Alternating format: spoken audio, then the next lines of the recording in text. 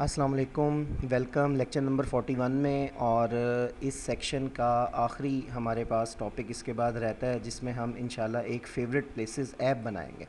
और वो ऐप बनाने के लिए हमें एक टॉपिक अभी अंडरस्टैंड करने की ज़रूरत है कि किस तरह से आप अपनी एप्लीकेशन में एक से ज़्यादा एक्टिविटीज़ के साथ काम कर सकते हैं। नॉर्मली जब हम एक नया प्रोजेक्ट बनाते हैं तो हमारे पास उसमें एक डिफ़ॉल्ट एक्टिविटी, मेन एक्टिविटी दे दी जाती है।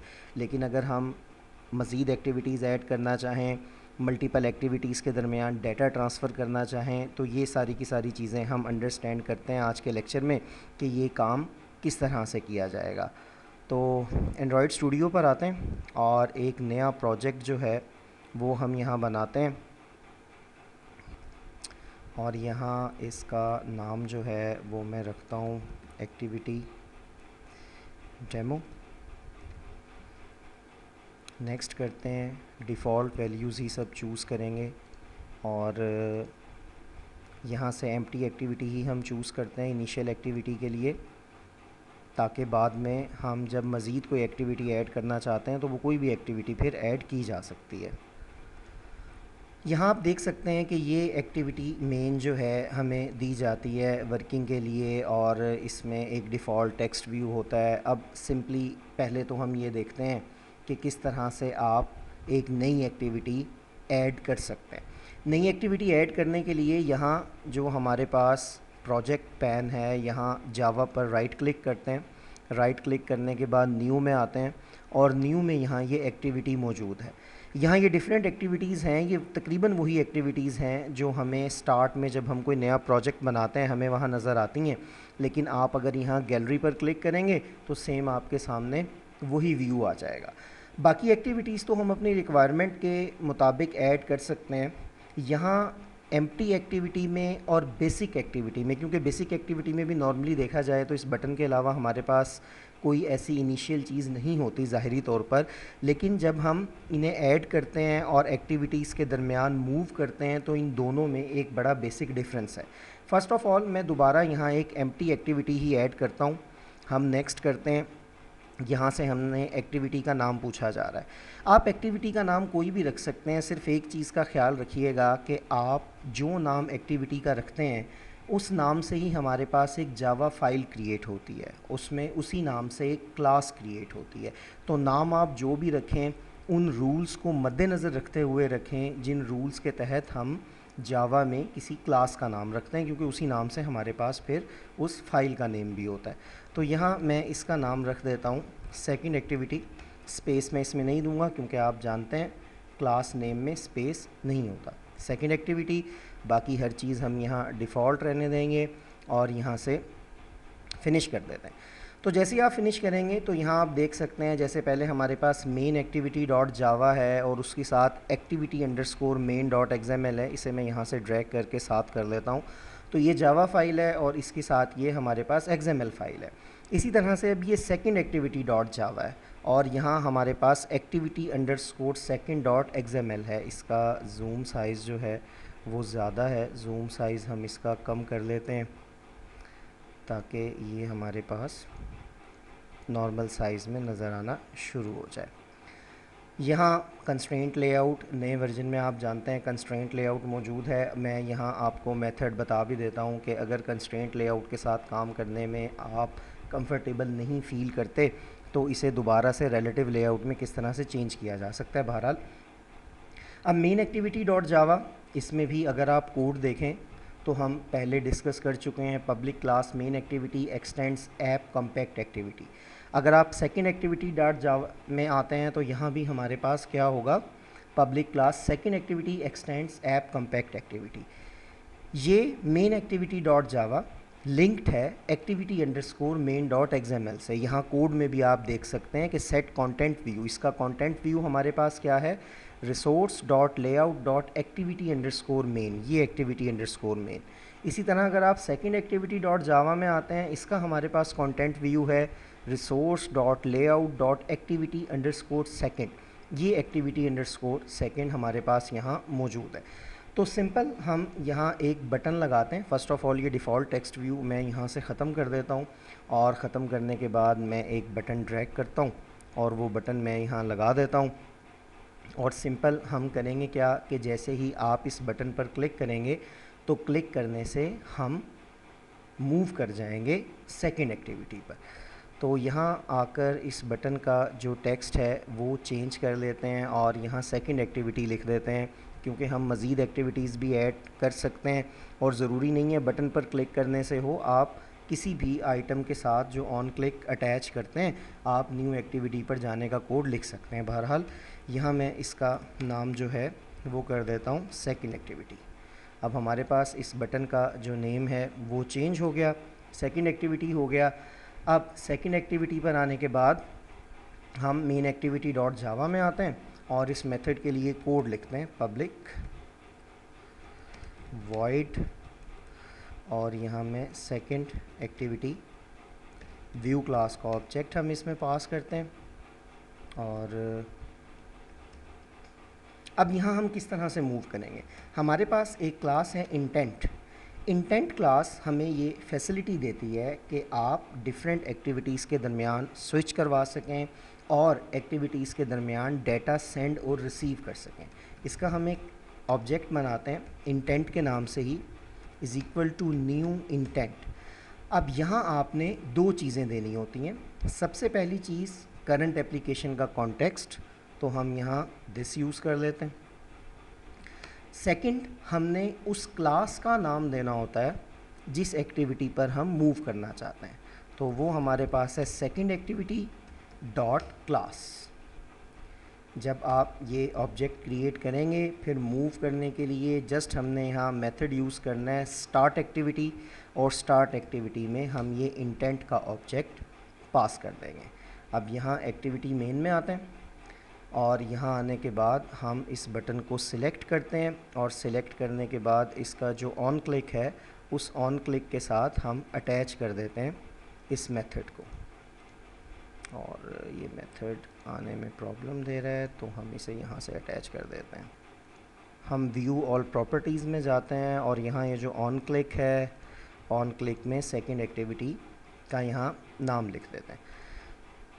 सेम हम क्या काम करते हैं कि सेकंड एक्टिविटी डॉट XML में आते हैं और यहाँ आने के बाद भी सिंपल मैं एक बटन ड्रैग करता हूँ और यहाँ लगाता हूँ और इस बटन में हम यहाँ टेक्स्ट लिख देते हैं मेन एक्टिविटी। और इसी तरह से यहाँ आने के बाद इसके लिए भी हम एक मेथड बनाते हैं पब्लिक वॉइड मेन एक्टिविटी, इसका मैं नाम रखता हूँ व्यू क्लास का ऑब्जेक्ट जो है वो हम इसमें पास करते हैं। और सेम जैसे पहले हमने लिखा था इंटेंट क्लास का एक ऑब्जेक्ट बनाते हैं इंटेंट के नाम से न्यू इंटेंट, और यहाँ कॉन्टेक्स्ट के बाद अब हम यहाँ से मूव करना चाहते हैं मेन एक्टिविटी पर, तो हम यहाँ लिखते हैं मेन एक्टिविटी डॉट क्लास। और सेम जैसे स्टार्ट एक्टिविटी हमने लिखा था इंटेंट, स्टार्ट एक्टिविटी यहाँ से इंटेंट से कर दी जाएगी। और यहाँ फिर हम आकर इस बटन में साथ ऑन क्लिक में अटैच कर देते हैं मेथड को। व्यू ऑल प्रॉपर्टीज़ पर आते हैं और यहाँ ऑन क्लिक में आते हैं और ऑन क्लिक में हम मेन एक्टिविटी को इसके साथ अटैच कर देते हैं। अब इसे एग्जीक्यूट करते हैं और एग्जीक्यूट करने के बाद हम देखते हैं कि ये हमारे पास सक्सेसफुली वर्किंग करता है और देखेंगे हम इसकी वर्किंग जो है वो हमारे पास किस तरह से हो रही। यहाँ हमारे पास ऐप रन हो गई है और जैसे ही हम सेकंड एक्टिविटी पर क्लिक करते हैं तो फ़ौरन आप दूसरी एक्टिविटी पर शिफ्ट हो जाएंगे जहाँ ये मेन एक्टिविटी नाम का बटन हमने लगाया हुआ था। अब वापस जाने के दो मेथड हैं। यूजिंग फ़ोन आप इस बैक बटन के थ्रू भी वापस जा सकते हैं और जिस तरह से हमने यहाँ बटन बनाया है, क्योंकि बाज़ औक़ात हम अपनी एप्लीकेशन में इसके अलावा भी कोई ऑप्शन यूज़र को देना चाहते हैं। एप्लीकेशन की रिक्वायरमेंट पर डिपेंड करता है कि वहाँ से क्लिक करते हुए यूज़र बैक उस एक्टिविटी पर जा सके जिस एक्टिविटी पर हम उसे यहाँ से ले जाना चाहते हैं। उसके लिए हम इस बटन पर क्लिक करेंगे और वापस इस एक्टिविटी पर आ जाएंगे। अब नेक्स्ट थोड़ा सा डिस्कस करते हैं। मैंने जैसे आपको स्टार्ट में कहा था कि हम बेसिक एक्टिविटी और एम्प्टी एक्टिविटी में हमारे पास एक डिफरेंस जो है थोड़ा सा तो एक नई एक्टिविटी ऐड करने के लिए दोबारा जावा फोल्डर पर राइट क्लिक करते हैं, न्यू एक्टिविटी में आते हैं और यहीं से मैं अब की बार बेसिक एक्टिविटी चूज़ कर लेता हूँ।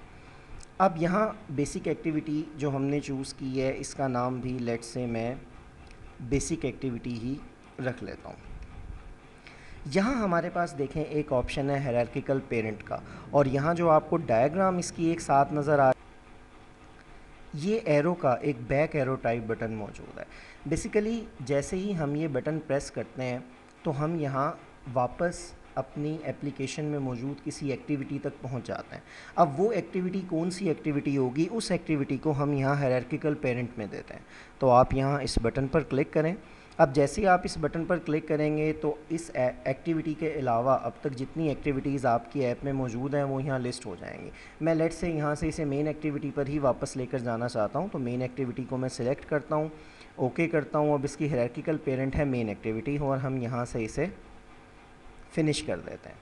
और अब क्योंकि हमने यहाँ बैक का ऑप्शन ऊपर दे दिया है यूज़र को, तो हम कोई नया बटन ना भी ऐड करें तो उसकी कोई ज़रूरत हमें नहीं है। लेकिन यहाँ आते हैं एक्टिविटी मेन में, जिस तरह सेकंड एक्टिविटी तक जाने के लिए हमने एक बटन लगाया था, उसी तरह से हम यहाँ एक बटन जो है वो लगाते हैं बेसिक एक्टिविटी तक जाने के लिए। मैं बटन यहाँ से ड्रैग करता हूँ और ड्रैग करने के बाद बटन को हम प्लेस कर देते हैं, और ये जो बटन है इस बटन का टेक्स्ट यहाँ से चेंज करते हैं हम, और टेक्स्ट चेंज करने के बाद हम यहाँ बेसिक एक्टिविटी लिख देंगे ताकि डिफ्रेंसिएशन हो सके हमारे पास।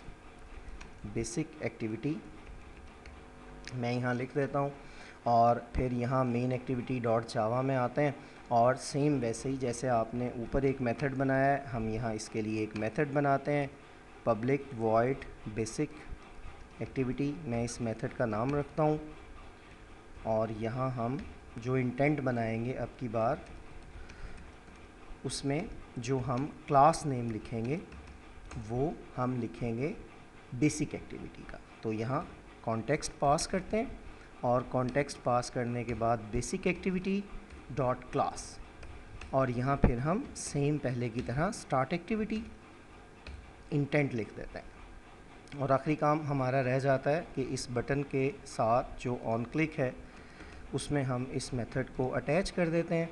मैं यहाँ से बेसिक एक्टिविटी मेथड को इसके साथ अटैच कर देता हूँ और अब हम इसे एग्जीक्यूट करते हैं और एग्जीक्यूट करने के बाद इसका इफ़ेक्ट चेक करते हैं।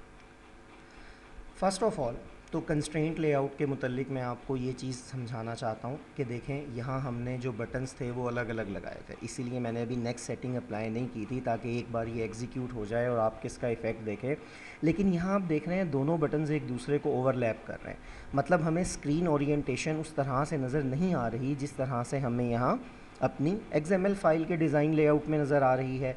तो अगर हम चाहते हैं कि ऐप रन होने के बाद स्क्रीन लेआउट हमें इसी तरह से नज़र आए, इसका मेथड ये होता है कि आप कंस्ट्रेंट लेआउट पर राइट क्लिक करें, राइट क्लिक करने के बाद दोबारा से यहाँ कंस्ट्रेंट लेआउट में आए और यहाँ हमारे पास एक ऑप्शन है इन्फर कंस्ट्रेंट्स, इन्फर कंस्ट्रेंट्स पर क्लिक कर दें।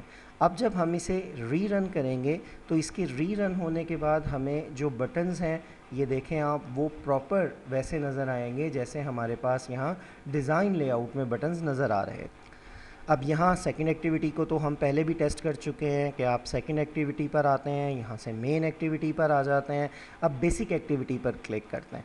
जैसे ही बेसिक एक्टिविटी पर क्लिक करते हैं हम बेसिक एक्टिविटी पर आ गए हैं, लेकिन आप देख सकते हैं यहाँ हमारे पास ये एक एरो का बटन मौजूद है और यहाँ क्लिक करने से हम उस एक्टिविटी पर पहुँच जाएंगे जिस एक्टिविटी को हमने हायरार्किकल पेरेंट में सेट किया था। मैं यहाँ क्लिक करता हूँ और क्लिक करने से वापस हम यहाँ मेन में पहुंच जाते हैं। ये तो हो गया एक्टिविटीज़ के दरमियान स्विच करना, उसका एक सिंपल सा कोड हमारे पास है, हमने वो देखा और हमने स्विच किया। अब हम देखते हैं कि अगर आप एक एक्टिविटी से दूसरी एक्टिविटी तक कोई भी डाटा सेंड करना चाहते हैं, क्योंकि नेक्स्ट हम जो अपनी लास्ट ऐप बनाएंगे उसमें हम ये काम करेंगे भी सही इंशाल्लाह, तो हम देखते हैं कि किस तरह से ये डाटा यहाँ से सेंड किया जा सकता है। तो मेन एक्टिविटी डॉट जावा में आते हैं और लेट से मैं सेकेंड एक्टिविटी तक कोई डाटा सेंड करना चाहता हूँ, तो हम यहाँ इंटेंट क्रिएट करने के बाद स्टार्ट एक्टिविटी से पहले इंटेंट डॉट, अब आप यहाँ लिखें पुट। देखें जैसे ही आप यहाँ पुट लिखेंगे तो put extra string Boolean value, इस तरह से डिफरेंट ऑप्शन हमारे पास यहाँ मौजूद हैं जो आप सेंड कर सकते हैं। नाम होगा, नाम होने के बाद वो इंटीजर भी हो सकता है, फ्लोट भी हो सकता है। ये जो नेम होगा आप समझ लें ये की नेम होगा जिसके ज़रिए हम इसे रेफ़र करेंगे। तो कोई भी वैल्यू अगर हम यहाँ सेंड करना चाहते हैं तो मैं यहाँ लिखता हूँ पुट एक्स्ट्रा, और पुट एक्स्ट्रा में लेट से मैं यहाँ नेम जो है वो सेंड करना चाहता हूँ। तो फर्स्ट की वैल्यू हो गई और सेकंड नेम जो मैं यहाँ सेंड करना चाहता हूँ। मैं यहाँ अगर अपना नाम जो है वो सेंड करना चाहता हूँ तो हम यहाँ लिखेंगे इंटेंट, जो इंटेंट क्लास का ऑब्जेक्ट आपने बनाया है, dot put extra. Put extra के बाद फर्स्ट आर्गुमेंट जो होगा वो एक की होगा या नेम होगा आइडेंटिफाई करने के लिए, और सेकंड वो एक्चुअल डाटा जो आप सेंड करना चाहते हैं। ये हमारे पास यहाँ से सेंडिंग हो गई इस एक्टिविटी से सेकंड एक्टिविटी। अब यहाँ से डाटा सेंड हो गया। अब हम जाते हैं यहाँ सेकंड एक्टिविटी डॉट जावा में और देखते हैं कि यहाँ किस तरह से इसे रिसीव किया जाएगा। ऑन क्रिएट में आते हैं क्योंकि मैं चाहता हूँ कि जैसे ही हम इस एक्टिविटी पर स्विच हों जो डाटा वहाँ से सेंड किया गया है वो डाटा हमें रिसीव हो जाए ताकि उस डाटा को हम फर्दर जैसे यूज़ करना चाहें कर सकें। यहाँ आने के बाद इंटेंट क्लास का हम एक ऑब्जेक्ट बनाते हैं just like before, is equal to, यहाँ मैं लिखता हूँ गेट इंटेंट। गेट इंटेंट का मतलब ये है कि जो भी आपको डाटा सेंड किया गया है यूजिंग इंटेंट दूसरी एक्टिविटी से, वो यहाँ आपके पास अब सारे का सारा रिसीव हो जाएगा। अब सिंपल हम यहाँ एक टोस्ट यूज़ करते हैं और जो डाटा मुझे रिसीव हुआ है मैं वो डाटा यहाँ टोस्ट करवा देता हूँ। अब उसका मेथड क्या होगा, हम यहाँ इंटेंट क्लास का ऑब्जेक्ट लिखेंगे डॉट गेट, जैसे वहाँ हमने पुट यूज़ किया था यहाँ गेट। अब गेट के साथ आप मुख्तलिफ़ चीज़ें देख सकते हैं, get string extra, get byte, get character etcetera, get int extra. हमने वहाँ से क्योंकि स्ट्रिंग सेंड की थी मैं यहाँ लिखूँगा गेट स्ट्रिंग एक्स्ट्रा। और यहाँ जो आपने आर्गुमेंट्स में नेम देना है ये वो नेम है जो वहाँ आपने डाटा को रेफ़र करने के लिए रखा था। जैसे मेन एक्टिविटी में वापस आते हैं तो ये वो है, यहाँ मैंने नेम ही रखा था, यहाँ कुछ भी हो सकता है। तो हम यहाँ आते हैं और यहाँ आने के बाद डबल कोट्स में मैं लिख देता हूँ नेम। अब हम ऐप को रन करते हैं और रन करने के बाद हम देखते हैं कि जैसे ही आप क्लिक करेंगे सेकंड एक्टिविटी पर जाने के लिए बटन, साथ ही हमें ये टोस्ट भी शो हो जाएगा। मैं सेकंड एक्टिविटी पर क्लिक करता हूँ और हम इस एक्टिविटी पर आए और ये देखें जी ये डाटा हमने टोस्ट की सूरत में जो हमें शो हुआ सेंड किया था इस एक्टिविटी से। यहाँ हमने सेंड किया है स्ट्रिंग को, स्ट्रिंग के अलावा हम यहाँ इंटीजर भी सेंड कर सकते हैं। जैसे मैं यहाँ लिखता हूँ नंबर, कोई नंबर मैं सेंड करना चाहता हूँ, अब वो इंटीजर है तो हम उसे डायरेक्टली सेंड कर देंगे, हम यहाँ 10 लिख देते हैं। लेकिन जब आप इसे रिसीव करेंगे तो मेथड के जो आर्गुमेंट्स हैं उनमें थोड़ा सा डिफरेंस है। जैसे यहाँ हमने लिखा था intent dot gate string extra, अब यहाँ गेट स्ट्रिंग एक्स्ट्रा की बजाय अगर मैं लिखता हूँ गेट इंट एक्स्ट्रा, तो आप देखें यहाँ दो चीज़ें हैं, एक तो नेम, वही नेम जो वहाँ हमने रेफ़र करने के लिए यूज़ किया था, और दूसरा डिफ़ॉल्ट वैल्यू, कोई भी डिफ़ॉल्ट वैल्यू, जैसे लेट से हम यहाँ 0 दे देते हैं, -1 दे देते हैं। इन डैट केस के वहाँ से अगर हमारे पास डाटा रिसीव नहीं होता तो ये डिफ़ॉल्ट वैल्यू हमारे पास शो हो जाएगी। तो यहाँ अब की बार नंबर, और नंबर के साथ लेट से मैं डिफ़ॉल्ट वैल्यू जो है वो 0 दे देता हूँ। अच्छा, हम इसे रन करते हैं और देखते हैं कि हमारे पास अब इसका रिज़ल्ट जो है वो क्या आता है।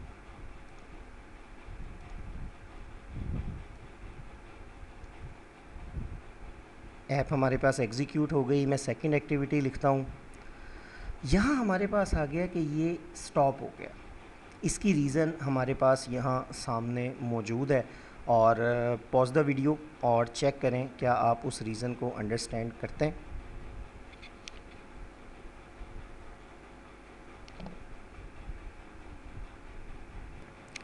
आई होप आपने आइडेंटिफाई कर लिया होगा। प्रॉब्लम ये है कि यहाँ टोस्ट में हम जो चीज़ डिस्प्ले करवाते हैं उसे एक स्ट्रिंग होना ज़रूरी है, लेकिन यहाँ आप जो चीज़ उसे डिस्प्ले करवा रहे हैं वो है एक इंट वैल्यू। तो हम क्या करेंगे, इसे स्ट्रिंग में टाइप कास्ट करेंगे। तो मैं यहाँ लिखता हूँ स्ट्रिंग डॉट वैल्यू ऑफ, और इस मेथड की पैरेंथेसिस में हम इसे लिख देते हैं। अब इसे दोबारा से एग्जीक्यूट करते हैं और अब आप देखेंगे कि जैसे ही हम क्लिक करेंगे सेकंड एक्टिविटी पर तो ये वैल्यू 10 हमें शो होगी। मैं यहाँ सेकंड एक्टिविटी पर क्लिक करता हूँ तो देखें 10 हमें यहाँ शो हो गया और हमारे पास किसी किस्म का एरर नहीं आया। तो आज के लेक्चर में हमने यही चीज़ें डिस्कस की कि आप डिफरेंट एक्टिविटीज़ के दरमियान स्विच कैसे करते हैं और एक्टिविटीज़ के दरमियान डाटा सेंड और रिसीव कैसे किया जा सकता है। तो see you in the next lecture इंशाल्लाह।